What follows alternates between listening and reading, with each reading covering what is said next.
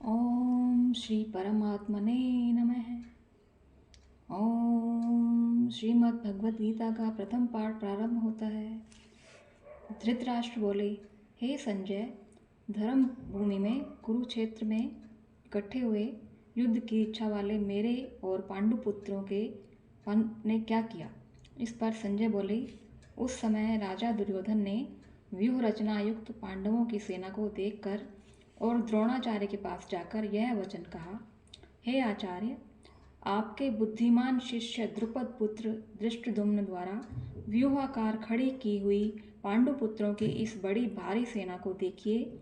इस सेना में बड़े बड़े धनुषों वाले युद्ध में भीम और अर्जुन के समान बहुत से शूरवीर हैं, जैसे सात्यकी और विराट तथा महारथी राजा द्रुपद और धृष्टकेतु, चेकितान तथा बलवान काशीराज, पुरुजित, कुंती भोज और मनुष्यों में श्रेष्ठ शैव्य और पराक्रमी युधामन्यु तथा बलवान उत्तमौजा, सुभद्रा पुत्र अभिमन्यु और द्रौपदी के पांचों पुत्र, यह सब ही महारथी हैं।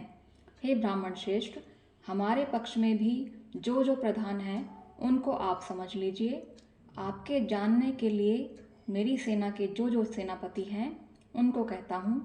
एक तो स्वयं आप और पितामह भीष्म तथा कर्ण और संग्राम विजयी कृपाचार्य तथा वैसे ही अश्वत्थामा, विकर्ण और सोमदत्त का पुत्र भूरिश्रवा तथा और भी बहुत से शूरवीर अनेक प्रकार के शस्त्र अस्त्रों से युक्त मेरे लिए जीवन की आशा को त्यागने वाले सब के सब युद्ध में चतुर हैं। भीष्म पितामह द्वारा रक्षित हमारी वह सेना सब प्रकार से अजेय है और भीम द्वारा रक्षित इन लोगों की यह सेना जीतने में सुगम है। इसलिए सब मोर्चों पर अपनी अपनी जगह स्थित रहते हुए आप लोग सब के सब ही निसंदेह भीष्म पितामह की ही सब ओर से रक्षा करें।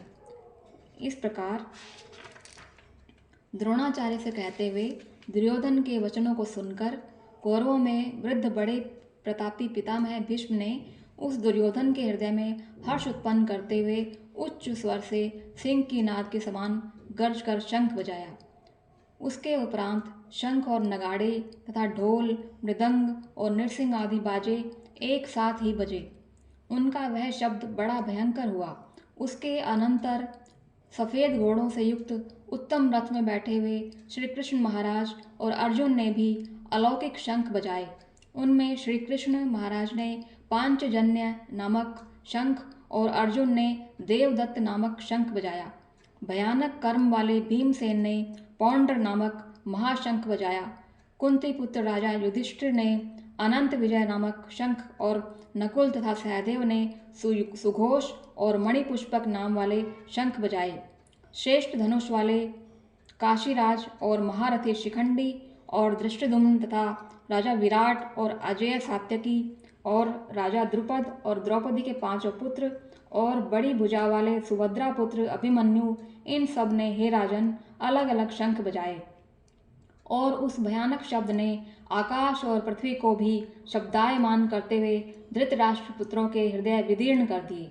हे राजन, उसके उपरांत कपिध्वज अर्जुन ने खड़े हुए धृतराष्ट्र पुत्रों को देखकर उस शस्त्र चलने की तैयारी के समय धनुष उठाकर ऋषिकेश श्री कृष्ण महाराज से यह वचन कहा, हे विष्णु, हे प्रभु, मेरे रथ को दोनों सेनाओं के बीच में खड़ा करिए, जब तक मैं इन स्थित हुए युद्ध की कामना वालों को अच्छी प्रकार देख लूं कि इस युद्ध रूप व्यापार में मुझे किन किन के साथ युद्ध करना योग्य है।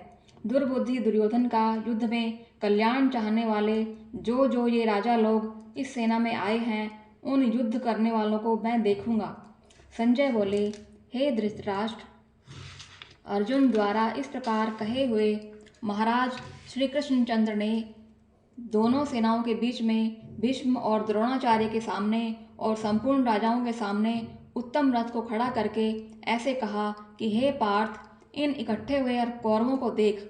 उसके उपरांत प्रथापुत्र अर्जुन ने उन दोनों ही सेनाओं में स्थित हुए पिता के भाइयों को, पितामहों को, आचार्यों को, मामों को, भाइयों को, पुत्रों को, पौत्रों को तथा मित्रों को, ससुरों को और सुहृदों को भी देखा। इस प्रकार उन खड़े हुए संपूर्ण बंधुओं को देखकर वे अत्यंत करुणा से युक्त हुए।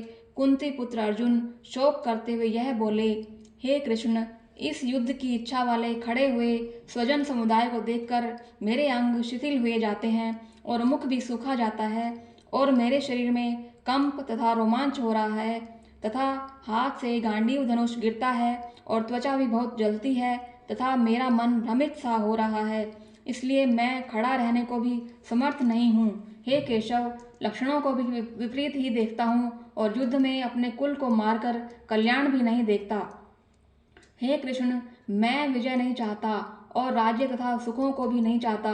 हे गोविंद, हमें राज्य से क्या प्रयोजन है अथवा भोगों से और जीवन से भी क्या प्रयोजन है, क्योंकि हमें जिनके लिए राज्य भोग और सुख आदि इच्छित हैं वे ही यह सब धन और जीवन की आशा को त्याग कर युद्ध में खड़े हैं, जो कि गुरुजन, ताऊ, चाचे, लड़के और वैसे ही दादा, मामा, ससुर, पोते, साले और भी संबंधी लोग हैं।